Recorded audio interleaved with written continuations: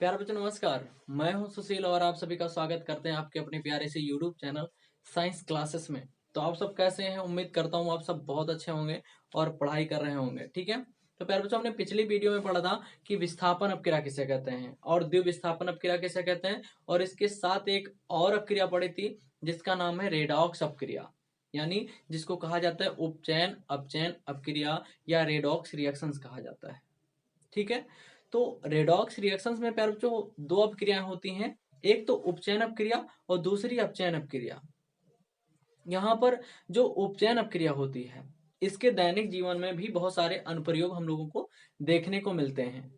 तो दैनिक जीवन में उपचयन अपक्रिया के क्या प्रभाव होते हैं, इसी बात को इसी तथ्य को आज हम लोग पढ़ेंगे। ठीक है, तो सबसे पहले जानेंगे कि दैनिक जीवन में उपचयन अपक्रियाओं के प्रभाव, यानी उपचयन अपक्रिया के क्या क्या प्रभाव होते हैं। तो प्यारे बच्चों इनमें से हम लोगों ने कुछ प्रभाव पढ़ भी रखे हैं। जैसे एक होता है संक्षारण। ठीक है, संक्षारण क्या होता है? यानी संक्षारण एक ऐसी प्रक्रिया होती है जिसमें धातुओं से बनी वस्तुएं धातुओं से बनी वस्तुएं जब नम वायु या आर्द्रता बोल सकते हैं, ठीक है, और अम्ल के संपर्क में, जब धातुओं से बनी वस्तुएं संपर्क में आती हैं इनके अम्ल या नम वायु के संपर्क में, तो उन धातुओं का धीरे धीरे क्या होने लगता है? क्षय होने लगता है। यानी उन धातुओं की जो परत होती है वो धीरे धीरे नष्ट होना प्रारंभ कर देती है। तो इसी प्रक्रिया को क्या बोलते हैं? संक्षारण कहते हैं। क्या बोलते हैं बच्चों? संक्षारण कहते हैं। तो सबसे पहले हेडिंग लगाएंगे क्या? दैनिक जीवन में उपचयन अपक्रियाओं के प्रभाव। दैनिक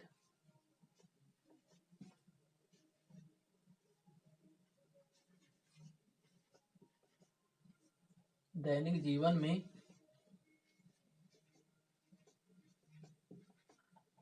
उपचयन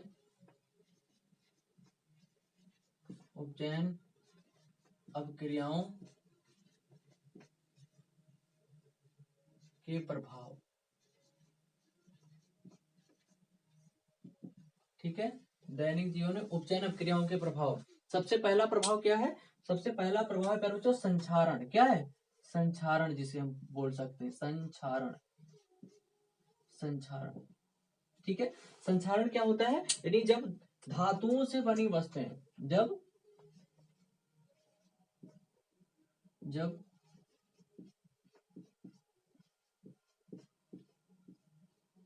धातुओं से बनी वस्तुएं जब धातुओं से बनी वस्तुएं नम वायु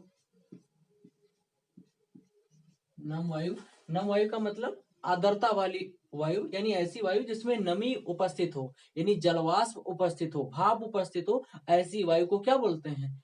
नम वायु। ठीक है, यानी धातुओं से बनी वस्तुएं नम वायु या अम्ल के संपर्क में, अम्ल के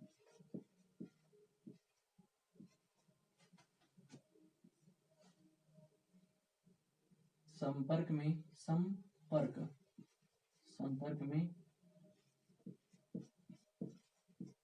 आती है। ठीक है, तो धीरे धीरे उसका क्षय होने लगता है। उसका क्षय क्षय बोले प्यारे बच्चों तो नष्ट भी लिख सकते हैं। ठीक है, क्षय होने लगता है, नष्ट होने लगता है। ठीक है, ठीक है, इसी प्रक्रिया को क्या कहते हैं? इसी प्रक्रिया को संक्षारण कहते हैं।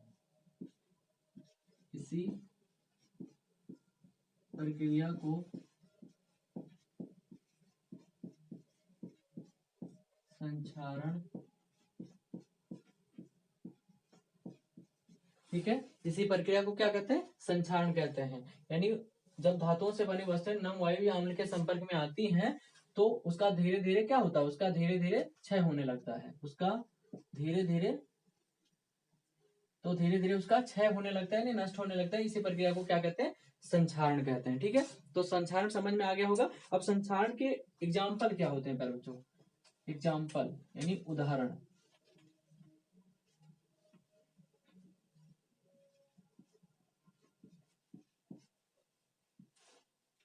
उदाहरण में सबसे महत्वपूर्ण क्या है?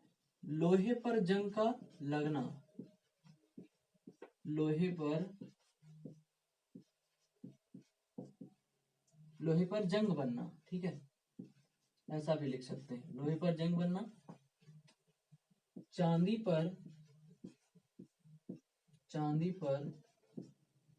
काली परत का बनना, काली परत का बनना, काली परत का बनना। तांबे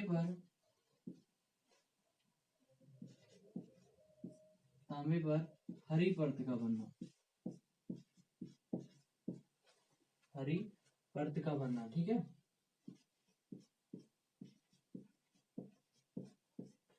ठीक है, ये सब जो है संक्षारण के उदाहरण है, यानी लोहे पर जंग का बनना, ठीक है, चांदी पर काली परत का बनना, तांबे पर हरी परत का बनना, ठीक है, ये सब जो है संक्षारण के उदाहरण है। अब पेपर में प्यारे बच्चों पूछा जाता है कि जंग का बनना किसे कहते हैं, यानी जंग लगना किसे कहते हैं, तो सबसे पहले जानेंगे जंग लगना किसे कहते हैं, ठीक है।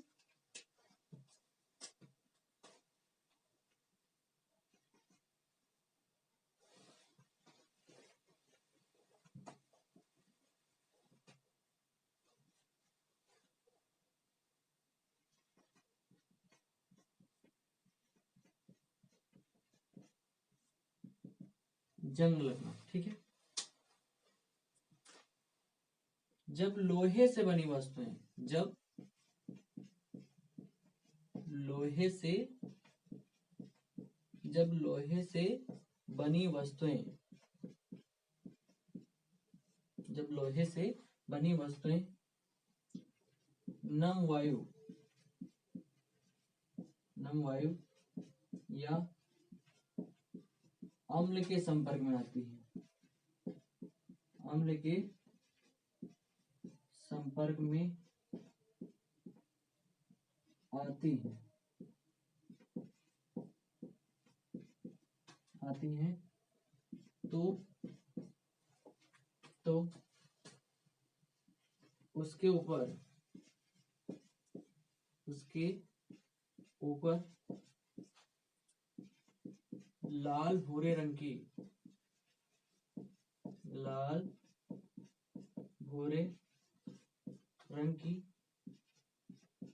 परत बन जाती है,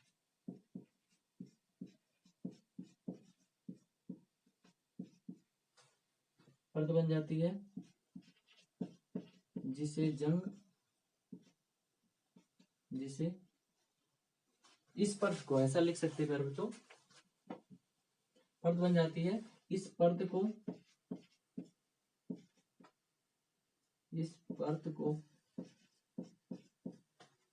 जंग तथा इस प्रक्रिया को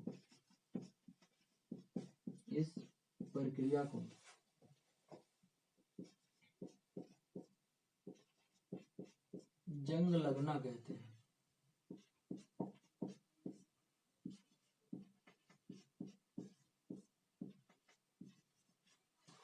ठीक है, तो इस तरीके से जंग लगना भी किसे क्या होता है, यानी जब लोहे से बनी वस्तु है, जबकि संक्षारण में क्या होता है, यानी जंग लगना एक संक्षारण की प्रक्रिया है, ठीक है। तो यानी जब लोहे से बनी वस्तुएं नम वायु या अम्ल के संपर्क में आती हैं तो उस लोहे की वस्तु के ऊपर लाल भूरे रंग की एक परत बन जाती है, जैसा आपने जरूर देखा होगा।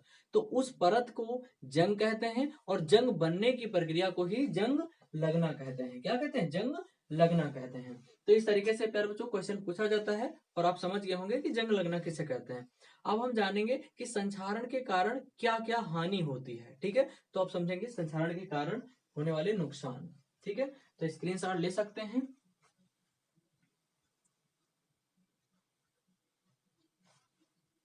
ठीक है, तो स्क्रीनशॉट ले लिया होगा।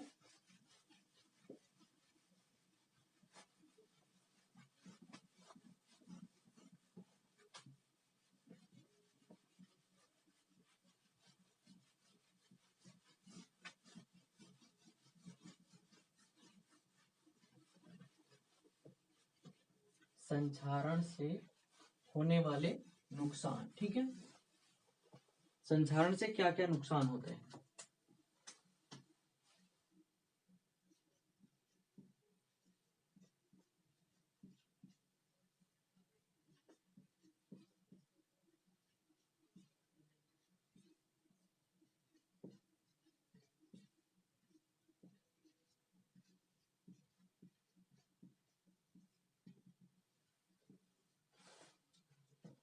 संक्षारण से क्या क्या नुकसान होता है बच्चों?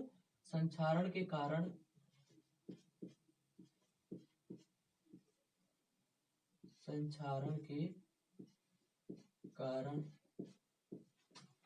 कार के ढांचे,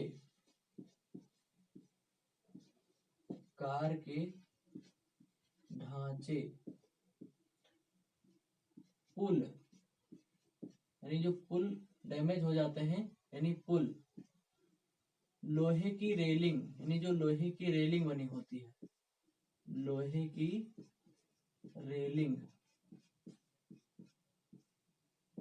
ठीक है, लोहे की रेलिंग, जहाज, विशेषकर लोहे से बनी वस्तुएं, विशेषकर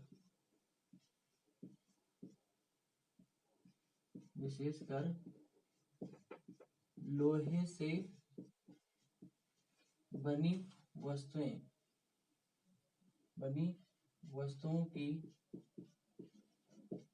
से बनी वस्तुओं की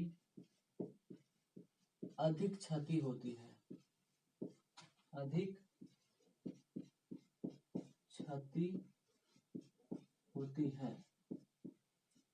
ठीक है। तो इस तरीके से जो संक्षारण से बहुत सारे नुकसान होते हैं, उसमें से कुछ नुकसान हमने लिखे हैं।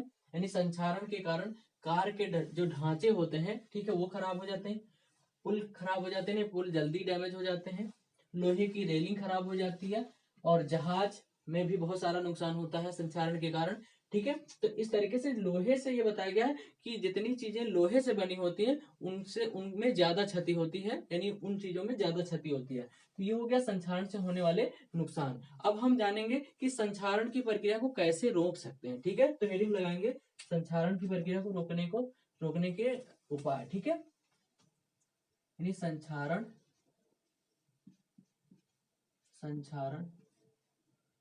को रोकने के उपाय,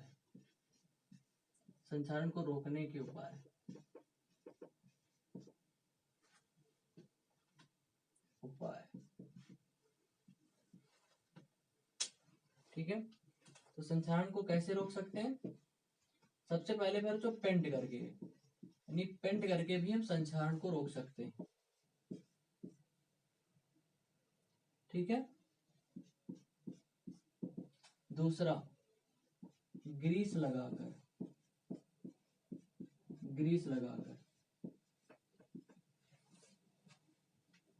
ठीक है।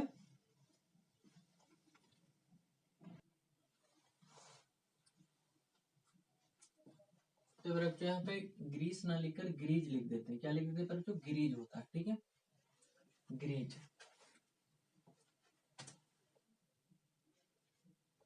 ग्रीज लगाकर, ठीक है। तीसरा होता है बच्चों तेल लगाकर, ठीक है। नहीं, हम तेल लगाकर के भी जो है संक्षारण की प्रक्रिया को रोक सकते हैं, तेल लगाकर, ठीक है। धातुओं से बनी वस्तुओं पर तेल लगा करके, ग्रीज लगा करके, पेंट करके, ठीक है, संक्षारण की प्रक्रिया को रोक सकते हैं। चौथा लिख सकते हैं बच्चों यसद लेपन,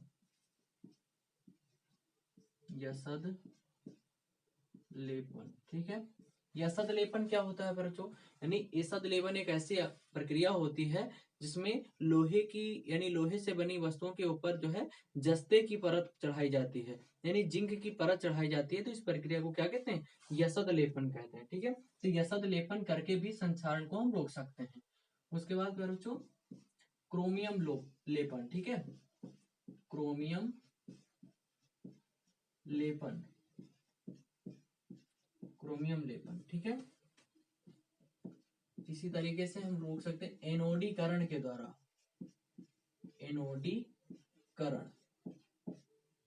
एनोडीकरण, यानी क्रोमियम लेपन में क्या होता है? क्रोमियम की परत चढ़ाई जाती है लोहे से बनी वस्तुओं के ऊपर, ठीक है।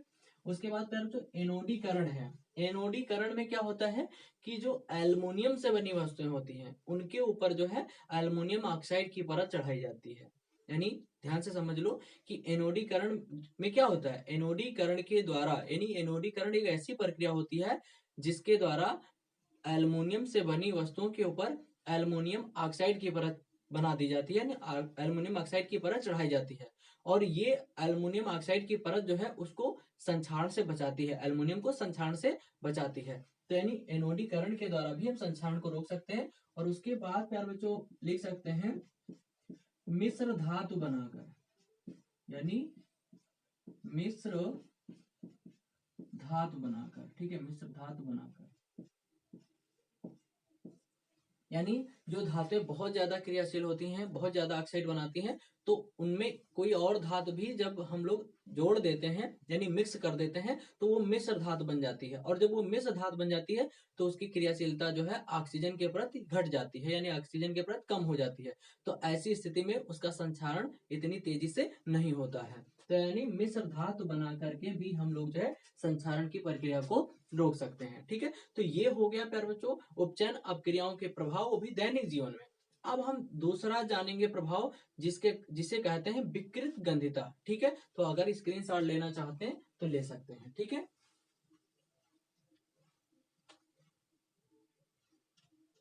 तो स्क्रीनशॉट ले चुके होंगे। अब हम जानेंगे विकृत गंधिता।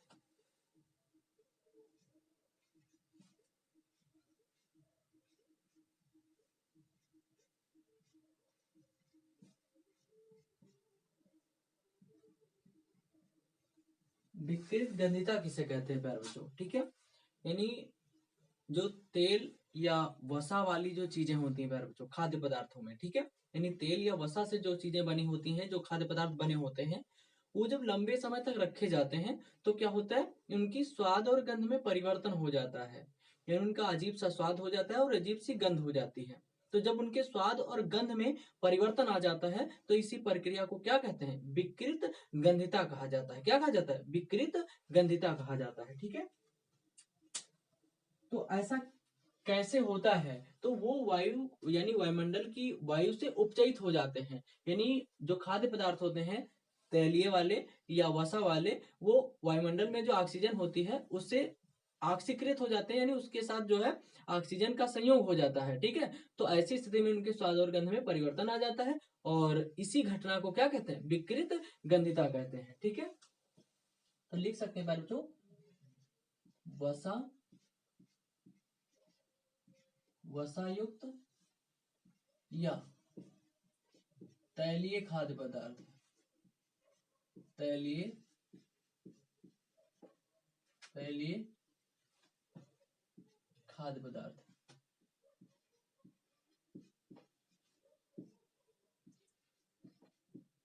जब लंबे समय के लिए लंबे लंबे समय के लिए रखा जाता है, लंबे समय के लिए रखे जाते हैं, ठीक है, रखे जाते हैं, तो उनके तो वह वायु की ऑक्सीजन वायु की ऑक्सीजन से उपचयित हो जाते हैं, उपचयित उपचयित हो जाते हैं, उपचयित हो जाते हैं, जिससे उनके स्वाद और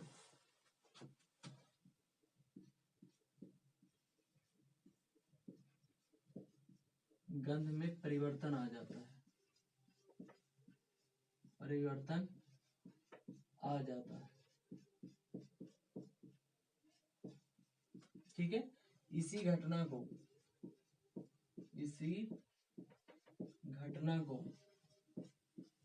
ठीक है, इसी घटना को क्या कहते हैं? विकृत गंधिता कहते हैं।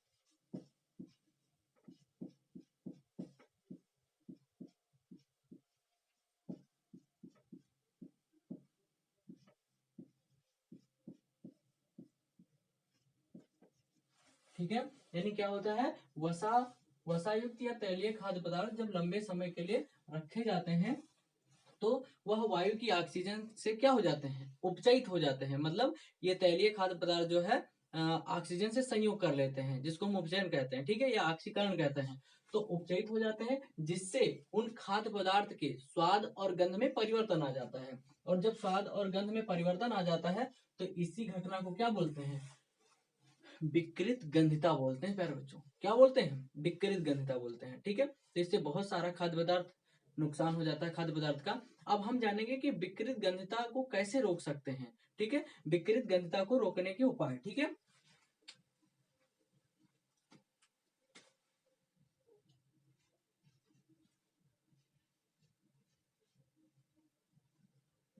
विकृत गंधिता को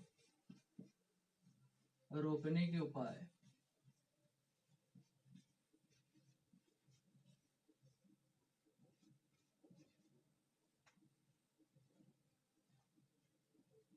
रोकने के उपाय,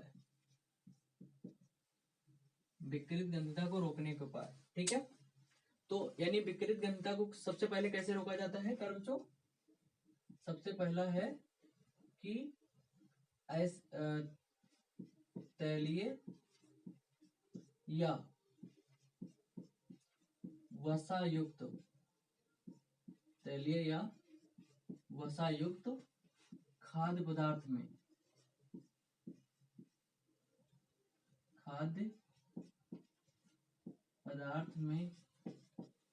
प्रतिऑक्सीकारक पदार्थ मिलाकर, यानी तैलीय या वसायुक्त खाद्य पदार्थ में प्रतिऑक्सीकारक पदार्थ मिलाकर,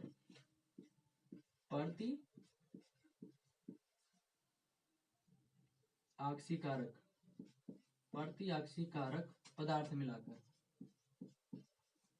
प्रतिऑक्सीकारक पदार्थ यानी जो ऑक्सीजन से संयोग करने को रोके, यानी ऑक्सीजन जो ऑक्सीजन से उपचयित होने को रोके, तो यानी ऐसे पदार्थों को क्या बोलते हैं? प्रतिऑक्सीकारक।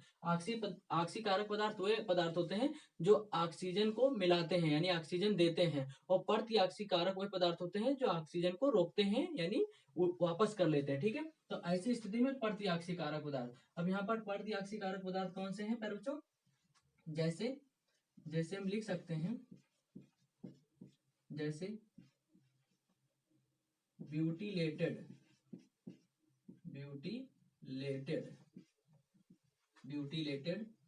हाइड्रोक्सी, ठीक है, ब्यूटीलेटेड हाइड्रोक्सी एनिसोल, ठीक है, यानी जिसको हम शॉर्ट फॉर्म में क्या बोलते हैं? BHA, यानी BHA भी बोला जाता है। ठीक है, इसको शॉर्ट फॉर्म में क्या बोला जाता है? ब्यूटीलेटेड हाइड्रोक्सी एनिसोल, यानी BHA। और दूसरा हमारा होता है ब्यूटीलेटेड, यहाँ पे लिख देते हैं बच्चों, ब्यूटीलेटेड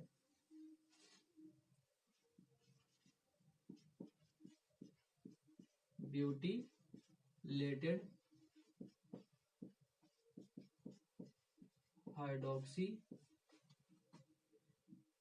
टॉलुइन, ठीक है, जिसको हम बोल सकते हैं BHT। ठीक है, तो इस तरीके से हम लोग जो है विकृत गंधिता को रोकने के लिए जो तेल या वसा युक्त जो खाद्य पदार्थ होते हैं उनमें प्रतिऑक्सीकारक पदार्थ जैसे ब्यूटीलेटेड हाइड्रोक्सी एनिसोल, यानी जिसको हम लोग BHA बोल सकते हैं, और ब्यूटीलेटेड हाइड्रोक्सी टॉलुइन, ठीक है, यानी जिसको हम BHT बोल सकते हैं, इन पदार्थों को मिला देने से उसका जो है स्वाद और गंध में परिवर्तन नहीं आता है, नहीं होता है। ठीक है, तो ऐसी स्थिति में विकृत गंधिता को रोका जा सकता है। और दूसरा उपाय यह है प्यारे बच्चों कि यानी जो चिप्स वाली थैली होती है, चिप्स, ठीक है, यानी जो आलू की चिप्स आती है, ठीक है, बहुत सारी चीजें आती हैं चिप्स की थैली में, चिप्स की थैली में,